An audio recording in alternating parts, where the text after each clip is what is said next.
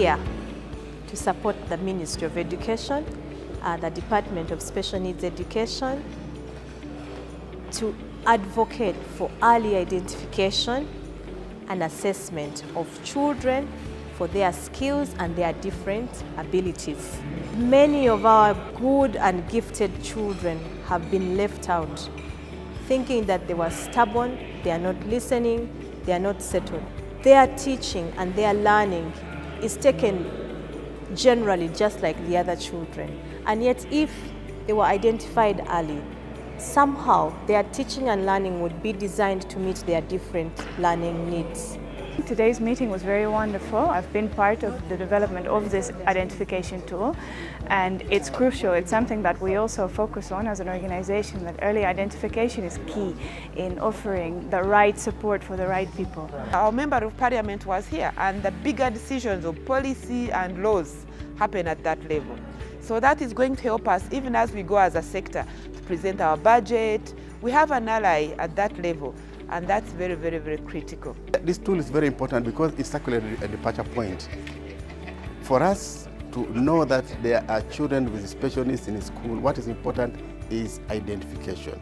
We do believe in the sector and in my directorate that every child matters, every child, and that every child can achieve academically, can achieve socially, and eventually be able to achieve financially when he's grown. How do we make sure that every child has gone through the identification criteria so that their abilities and all other things are identified as early as possible, and either to rule out whether they have any challenges is made clear?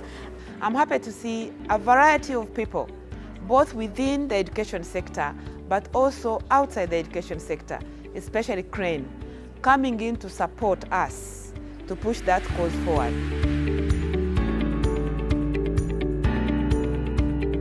So we are here to increase awareness among the teacher educators, among the policy makers, among the planners, that hold on, we are all not the same.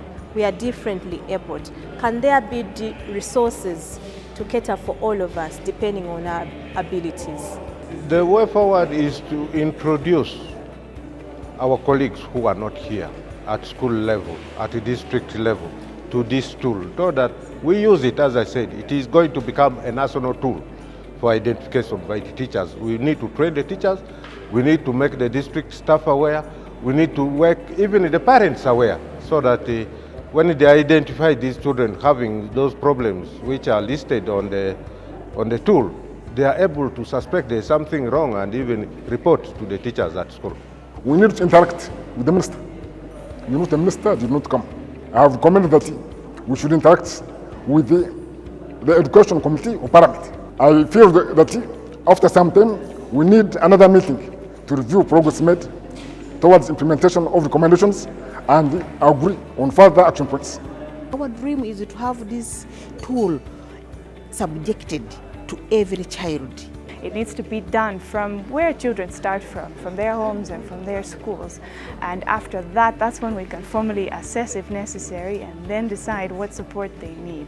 So that the prioritization that was mentioned, the prioritization of resources instead of just a lack of resources, becomes the decision that needs to be made. We want to ensure that there is no child with a special need who is left behind when it comes to examination. They are all involved in examination processes, they are marked fairly, all their needs are met, all their concerns are met, and that's very important to us. And more especially, we want to involve more on the area of identification. We have to ensure that these children are identified at the school level. We make sure that we visit these children to assess their examination needs, and we have to make sure that their needs educationally are met. In our case, in our organization, we are looking forward to also using this tool and introducing it when appropriate, once it's been fully approved. Part of our duty as Directorate of Education Standards is to ensure that policies are implemented.